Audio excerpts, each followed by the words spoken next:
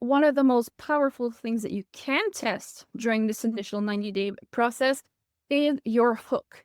And so a hook is, as I mentioned before, it's the first line of your script if you're doing a video, or your post if you are doing a text post, or the first image of your carousel if you're doing a carousel post on Instagram or on LinkedIn. And so it's basically what is going to stop the scroll and get people's attention. And so you can test different ways to hook people into your content. So I have a few here on the slides. So this is why your whatever thing isn't working. Here are 3 signs that you should do this thing. This one mistake could be costing you so much energy, so much time, so much money. How to do a solution in a specific time frame, even if you're dealing with this specific thing. Do you still believe this myth?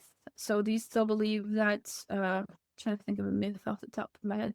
Do you still believe that email marketing is dead? Example. You want to get to a result, but you're still doing whatever thing that's not working. Give me X minutes or give me 90 seconds and I'll show you how to do this thing. This is really powerful. I really encourage you to try this one.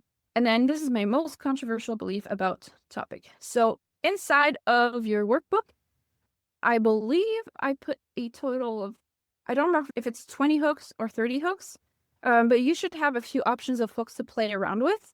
And that will allow you to test different ways to approach different content. And so you don't necessarily want to do these as like word for word. You can if you want, but you can also play around with the words.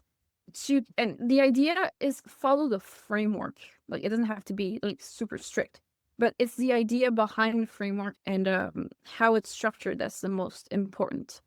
And so you can approach one topic and one content piece with different hooks and kind of frame it different ways in order to test how your audience best responds to it.